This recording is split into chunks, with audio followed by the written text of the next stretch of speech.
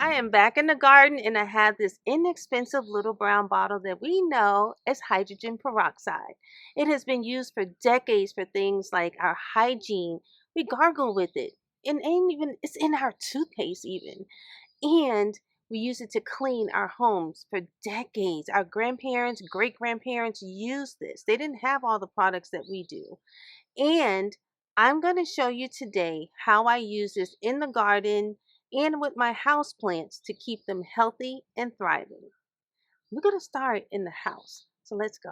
All right, guys. So let's start with new plants. So let's say you're out shopping and you find this beautiful plant and you want to bring it home.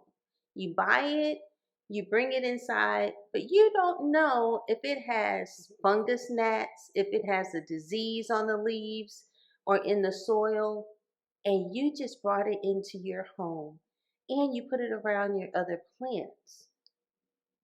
Okay, so what I like to do is get a spray bottle. I love these bottles because it's a continuous spray, and you'll see what I mean in a moment. And then I get the hydrogen peroxide. This is a small bottle, so I'm only going to fill like a quarter of this bottle, probably not even like a quarter, maybe like a fifth of the bottle with the hydrogen peroxide. Just that much, that's all you need. See that? And then I'm going to fill the rest with water. So it's basically like a ratio of 1 to 4. I would normally do this with a new plant outside and before I even bring it inside. And then I would spray it down. So I would spray the soil, spray around the pot even. You even want to spray the pot. And then your leaves. And you can do this any time of the day because you have it indoors. And then what I normally do is I would put this in my garage for at least 24 hours if I'm newly bringing it home and let it sit in the garage. And then I bring it into the house and I isolate it. It's sitting next to a faux plant. This is not a real plant over here to the right. So I have this isolated. I do not introduce this to my other plants in the house. Here's a plant that I call it Big Boy. I have chopped this plant down like 3 times. Actually, the first time my son chopped them down when he was 3 years old.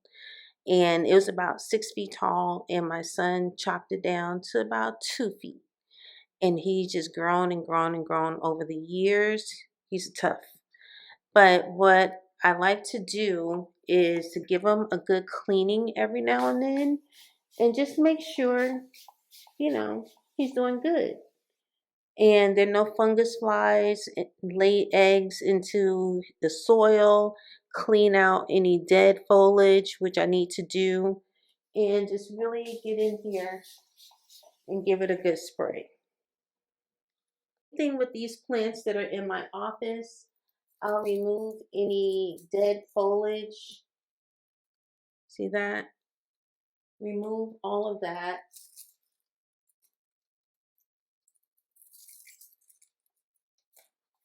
And then just give it a really good spray.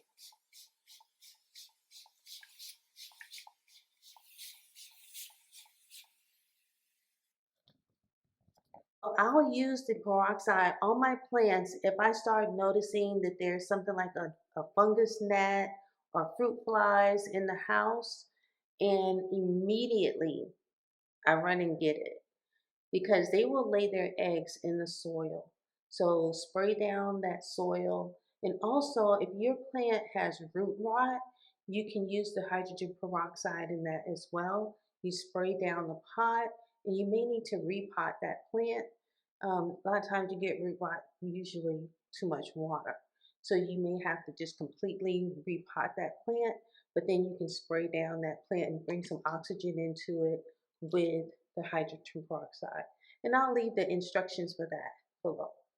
I can't tell you how many times people ask about fruit flies and fungus gnats. They can be annoying, I know. But a lot of times we might be bringing them home from the grocery store. So your produce, you want to wash your produce as soon as you get home. Now, I grew these cucumbers, but the same thing, they've been growing outdoors.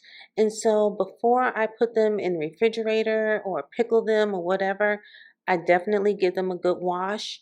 And in the water, you can add a little bit of that hydrogen peroxide.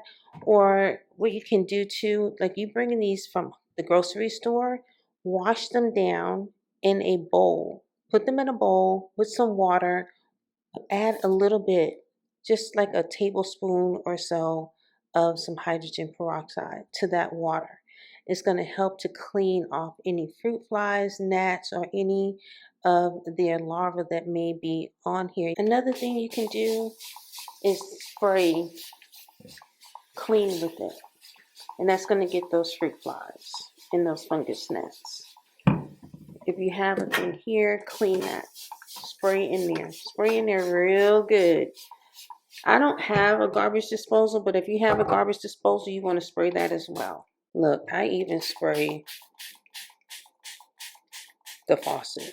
Yes, make sure that you get those fruit flies and fungus gnats before they get into the soil of your plants. If you have house plants, you got to nip that in the bud right away.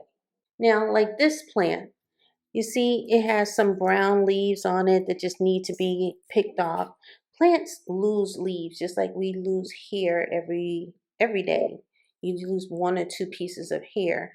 You're gonna lose a couple of leaves. That's what they do, but they should still generate new leaves. Now, if you see brown spots or spider mites or that kind of thing on your plant on the leaves, then that's where you want to come in with this spray.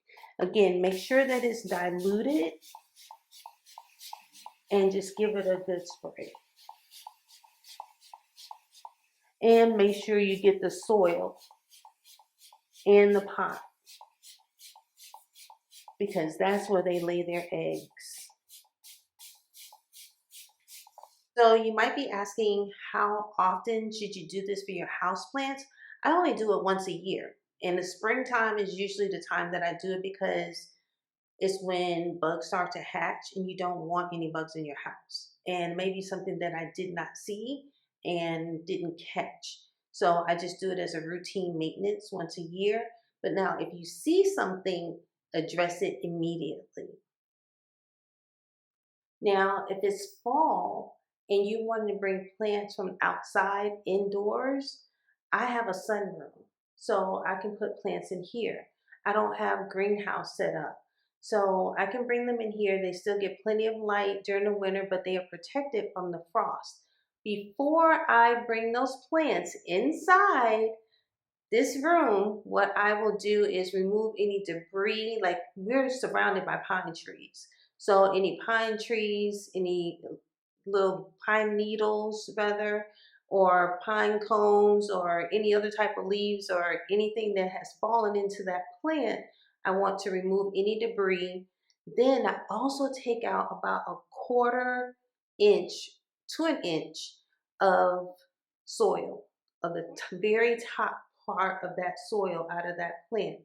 I clean down the pot with the peroxide, and I will clean out, just take off that small layer, because there may be bugs or eggs that you cannot see in that soil. So I remove that and then I spray it with that same type of hydrogen peroxide solution as well as the pot.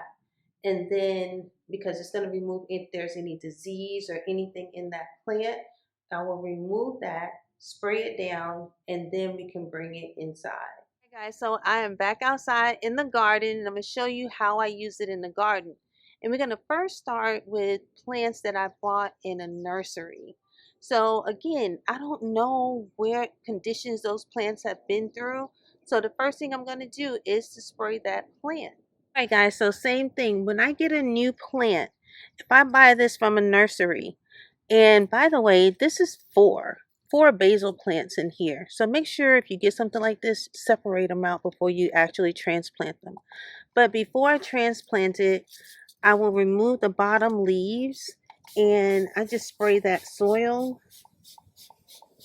All right, guys. So the difference with the indoor plants to the outdoor plants is, like, I'm in Georgia and it's hot at like 9 o'clock in the morning. It's hot outside already, and I mean like 80 degrees hot and humid already. So I don't want to spray these plants. You can do it early morning. I only do it early morning if it's overcast, and I know that it's going to be overcast. But if it's a clear skies and going to be warm outside, I'm not going to spray those plants, because you could do the soil but not the leaves, because you will burn your plant. So my recommendation is, the best time that I like to spray them is in the summertime. It gets dark around 8:30, 9 o'clock here.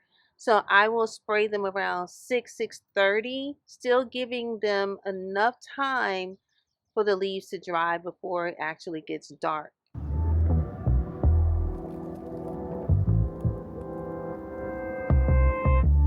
Now, if you notice aphids on your plants, you can spray the aphids, because it actually helps to kill soft body insects.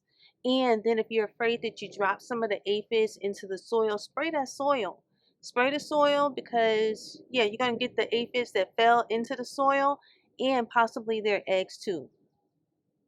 So guys, lastly, I want to show you how you can use the hydrogen peroxide to germinate your seeds. So I'm going to take the same mixture that I had in the bottle. I'm just going to pour a little bit into a bowl. So I'm just going to pour some of that same mixture into the bowl. Then I'm going to add my okra seeds. So for seeds that are hard, like okra, peas, beans, you want to soak them about 30 minutes. Then after 30 minutes, they are ready to plant.